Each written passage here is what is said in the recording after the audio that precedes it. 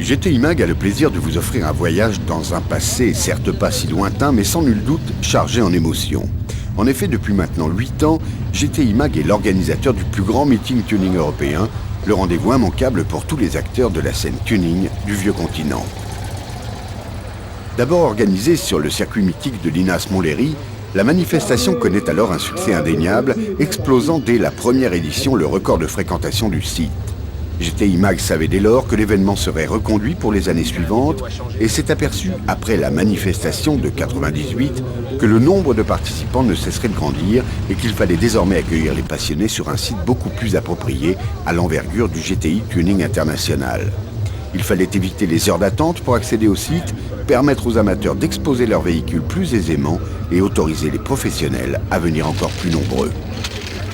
En termes de chiffres, le circuit de l'INAS Montlhéry a accueilli plus de 15 000 personnes pour la première édition, 22 000 pour la seconde et 3 000 véhicules tunés.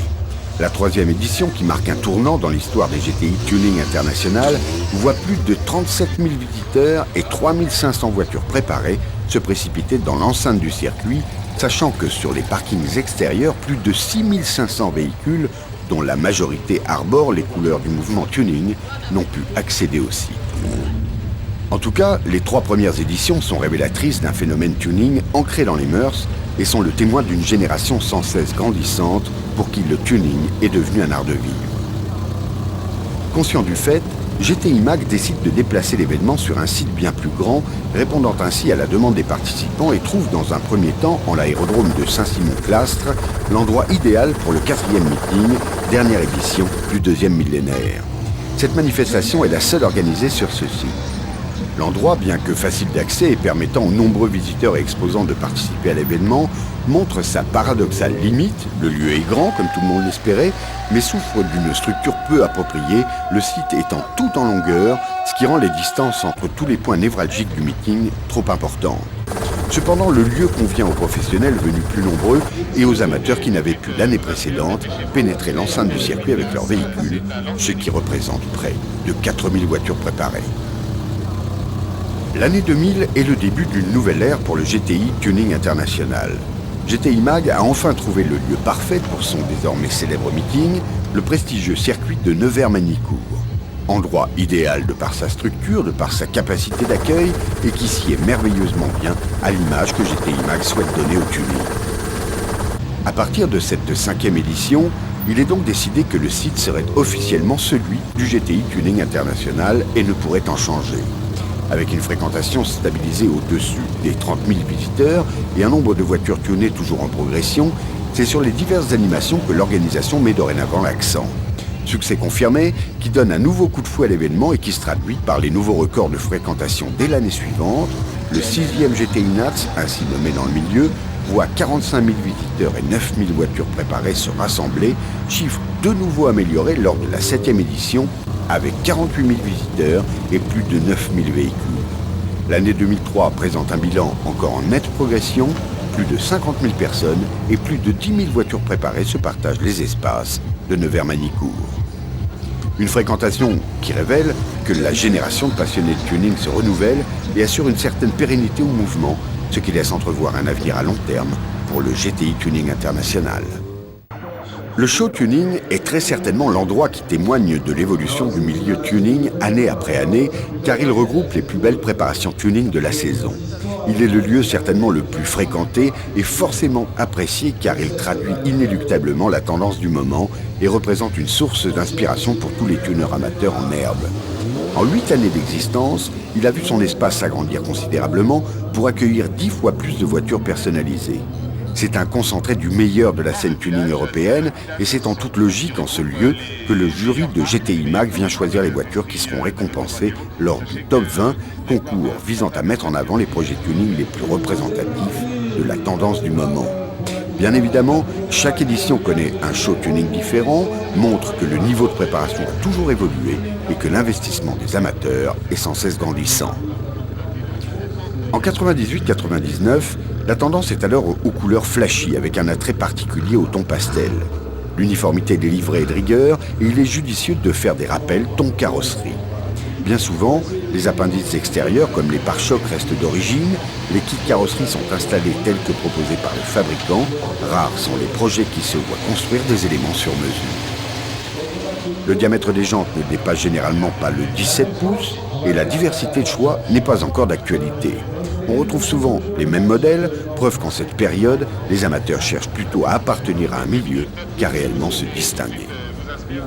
Les habitacles restent habituellement proches de l'origine, les passionnés s'attardent plus sur le rappel de la couleur carrosserie, ce qui préfigure le désormais classique biton actuel.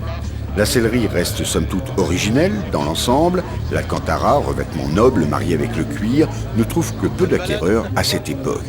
La hi-fi embarquée connaît, en cette fin de siècle, un engouement particulier et bon nombre d'installations sont exposées dans le show tuning, même si ce phénomène n'est apparu dans les milieux qu'à peine 3 ou 4 années auparavant. Si les amateurs présentent des sonos in-car toujours de bon goût, le niveau est très loin des sonos actuels. À cette époque, aucune install ne bénéficie d'emplacements sur mesure réalisés en polyester.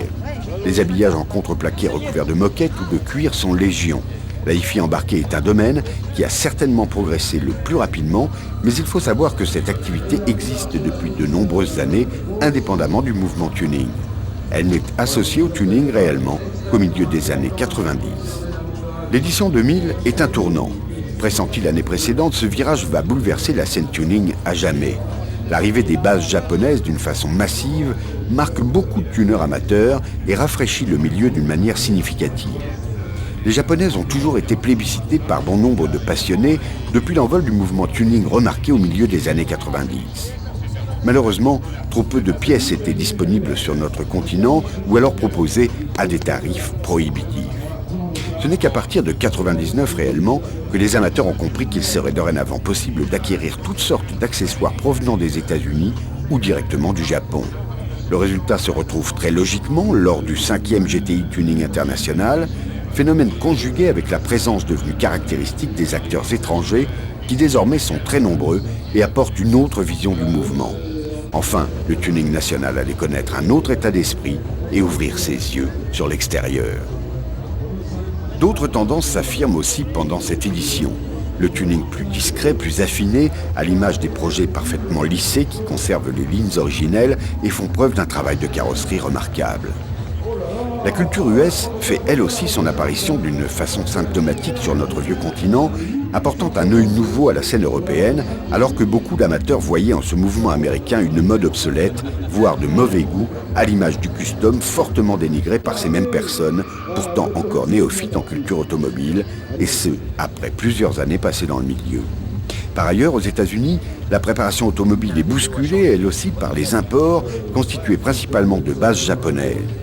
En parallèle avec la montée en puissance du mouvement nippon en Europe, ce qui deviendra le tuning US ou West Coast ne laisse pas insensibles les tuneurs amateurs et professionnels. On sent désormais que le tuning va prendre une nouvelle ampleur et qu'à l'avenir, les projets tuning élaborés devront accuser une finition exemplaire, un traitement logique et original et faire face à de nombreux autres projets de haute manufacture. Comme il a été dit, la présence de plusieurs nationalités apporte un regard nouveau. On note les tuneurs suisses avec des véhicules d'une rare qualité, les Espagnols avec un style particulier et les Belges toujours présents avec leur expérience de la scène tuning. Bien entendu, les bases françaises sont toujours sollicitées et ont su progresser avec l'arrivée des nouvelles tendances.